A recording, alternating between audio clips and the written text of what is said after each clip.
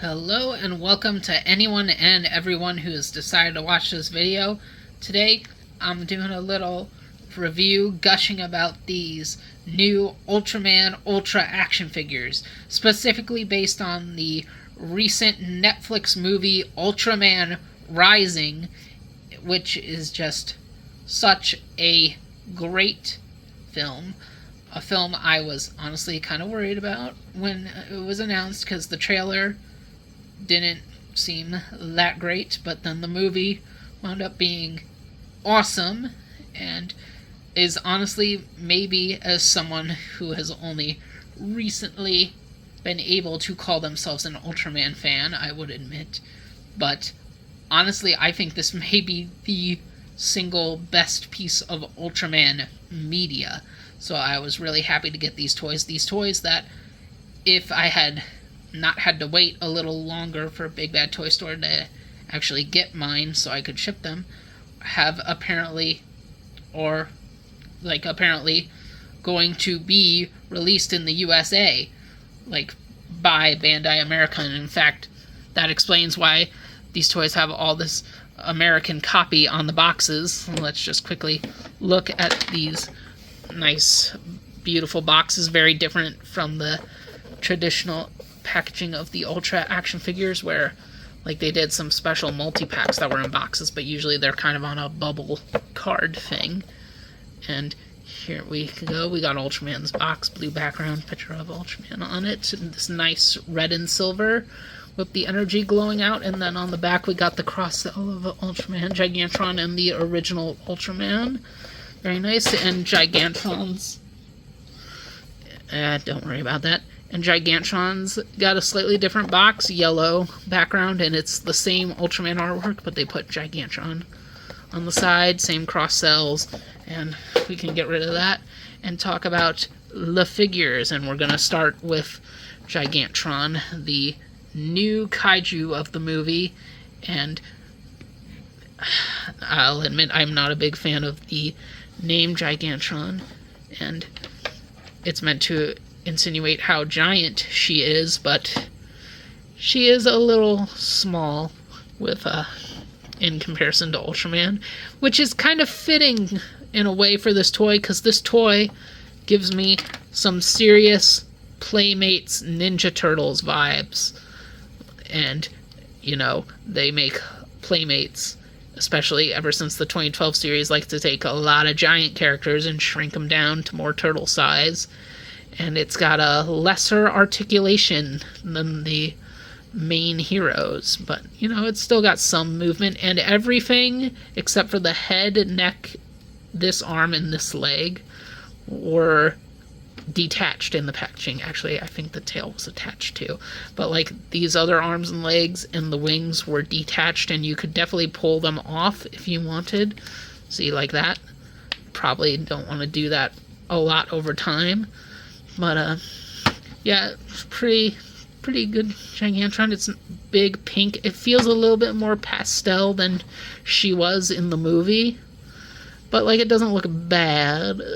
Definitely captures the look of the character pretty well. Definitely nice dragon monster. It's nice that this movie got to have its own unique creature for the Ultraman to face off. And we can go over articulation: ball jointed hips, swivels at the feet, ball jointed shoulders. The wings are on hinges, so you can do whatever you want, and these are some beautiful wings with the yellow spray on them. Nice and big. They definitely look good, and they stretch out so far. You can put them up like this. The tail is very limited here with this ball joint, which is upsetting. The back of it, which is made of a very, very rubbery material. This can go wherever you want, but this part not so much, which is a problem with both the tail and the neck, which is upsetting because I would like to be able to get her a little bit more straightened out for some flying, especially because the neck has two ball joints, and yeah, the head can come off very easy as well, despite not being packaged separately. But you can get some good poses out of that. Oh, there we go. The worst part of the figure has been exposed earlier than I wanted to reveal, and that is the beak is on a ball joint, and I do not get why, because you can have it. This is as close as you can get to closed up, which is pretty good. You can get it holding itself in, kind of. You can kind of get it open a little further. You try to open it all the way, and it's broken. It's pretty horrifying, and it's all because, as you can see, it's on a ball peg, which is just a weird choice to begin with. It should be a hinge, not a ball peg. But the ball peg sticks out a little too far. Because, as you can see, when I close it up, it's clearly not lining up sculpt-wise. And I know with Bandai America doing this push to bring this line to America with this movie, I found out through other reviewers that they're also doing a Godzilla action figure line now in this same style. And I believe Godzilla and Mechagodzilla, the two releases they've done, have the same mouth hinge problem, which is unfortunate. Because overall, she's a really cool version of Gigantron. Definitely the best looking one so far, which, I mean, we only have two. This and the vinyl, and I believe they've announced the big collector-focused one. I think. I haven't seen any images of it, but I believe they've announced it. Would be weird if they didn't make one. But, you know, I like what I got. I like toys that are meant to be toys, and the jaw is the only true flaw.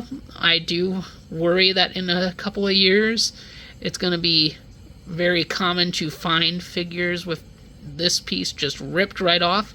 But overall, she's a really fun little dragon monster toy, and I do quite like her. I think she's very decent. Maybe the best monster in all of Ultra action figure, which I probably shouldn't say since I don't by any means have every monster they have. All I have is Zeton, or should I say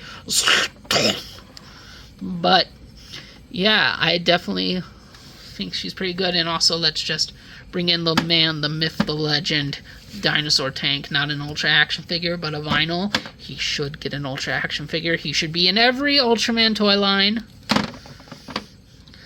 But yeah, we can just bring him in here too, just to get a little look at all my Ultra monsters so far. And just bring all three of them out of the way now to make some room for Ultraman. After all, it is his movie, and he is also a pretty great figure. I was a bit skeptical about this very thin design, because I feel like a lot of new reinventions of franchises are trying to get real crazy and inventive with the character designs and art styles, which is good. Readjusting the camera to fit Ultraman in a little bit better. Should probably not have done that while talking, whatever. But they tend not to be that good at adjusting those new art styles to toys. Transformers suffers from that because the people designing the shows don't care about how the transformations actually work, which just makes it harder for the toy makers to actually make toys out of them. I feel like that's was a problem with the new Ninja Turtles movie, Mutant Mayhem. I thought that would be a problem with this Ultraman, but no. This toy is really good, and I've heard the other figures based off this design are really good, which is really nice. He can balance himself really well.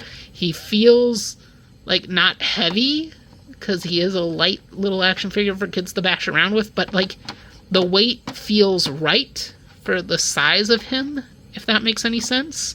Also, for some reason, his shoulders are on like some clicky ratchet joints, which is a bit unusual for this line. And nothing really special about the articulation here. It's everything an Ultra action figure can do. It's got the knees, the elbows, rotation, the fingers do the weird two-finger hinge thing, ball joint. I feel like he's got a little bit more movement in the head than my other Ultra action figures, which I mean are just Jeed and Belial, but he's a Dark Ultraman, not an Ultraman, so you can have him fly and have him going, gosh, shwa, and all those Ultraman thingies. And of course, he did not just come by himself. He came with some accessories. He came with his version of the buzzsaw move. I don't know the canon name for this, the energy buzzsaw. And you just clip this over his wrist. Kind of gotta push, there we go. You can have his arm out and have him pose like he's getting ready to charge it. And put him back there, getting ready to charge and throw it. And that's pretty fun. That is definitely different than the previous accessories we have had depicting this move. So, you know, a little something different. And then we also can do the new move that this Ultraman contains, because he is kind of his own Ultraman. He's his own timeline's Ultraman anyway. He's kind of meant to be like his universe's version of the OG Ultraman, but he has the glowy fist punch, which is a new power move exclusively to Ultraman Rising, so it was definitely cool for them to depict this in the toy form. So you can have him punching your kaijus, just, and that is why Gigantron's jaw is broken, because Ultraman came in with the power fist. Poor Gigantron, and you know, that's pretty fun. Do like that. Very, very silly, but it was definitely the right thing to do for an accessory than just doing another Spacium beam or something. And then he has one more accessory that was not in the promo images on Big Bad Toy Store, so I did not expect him to come with it, but I'm so glad he did, and that is Emmy! There she is, the little baby girl. The whole catalyst of the movie right here, and she is just an unarticulated slug figure, kind of. I mean, she is 2 pieces, so I guess that wouldn't really make her a slug, because or at least I think she's 2 pieces, or maybe she's more than that, because her fins are all soft and wiggleable.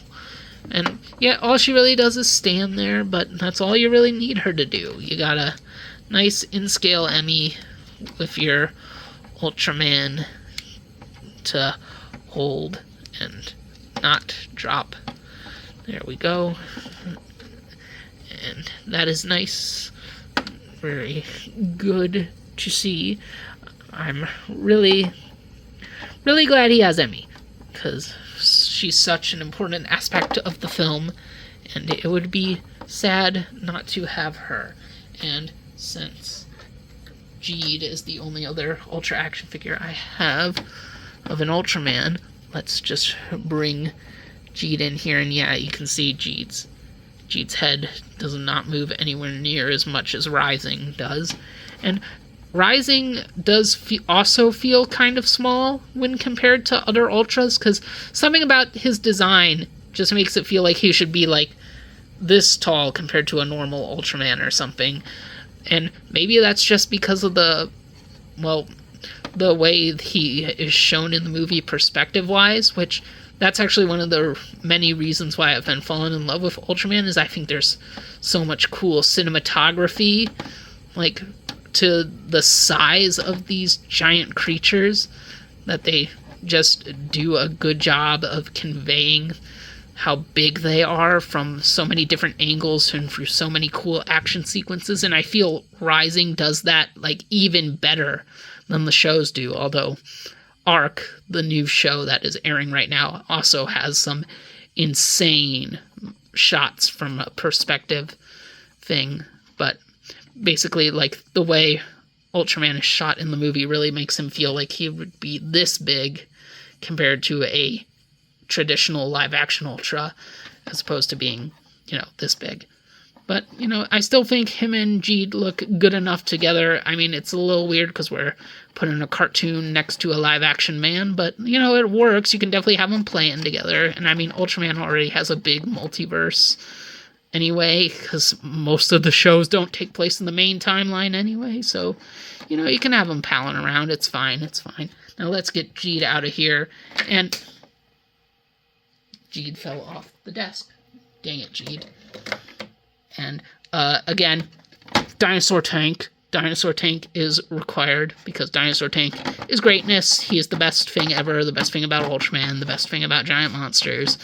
We gotta always, always, always show our love to Dinosaur Tank. Anyway, now let's really get Ultraman standing, get Emmy standing, get Ultraman looking at us, the viewers, bring back in Gigantron, and yeah, that is about it. Oh, actually, one more thing. These figures also came with terrible trading cards. Like, the card stock on these is really bad. Like, Ultraman's almost ripped in half just getting it out of the packaging because the packaging, like the plastic wrap they were in, is higher quality than the cards. And yeah, they're just pictures of the movie. There's Ultraman, there's Gigantron. They used orange for Gigantrons for some reason. They got pictures on the back. There are police sirens going off in the background. Oh, great. Anyway, Ultraman's is blue. Oh, it's got some stats. That's kind of fun. Gigantron's is purple. More stats, QR codes. Yeah, whatever. And anyway, the figures are great. I'm really happy with them. Just like the movie, I'm really into them. I really like them a lot. And it helps that the movie was so good. And I definitely think they're worth the purchase for you or your kids that like Ultraman. Definitely fun to play around with. These Ultra action figures are pretty good. That's it. I think I've rambled on enough. So thank you all for watching and see you guys around.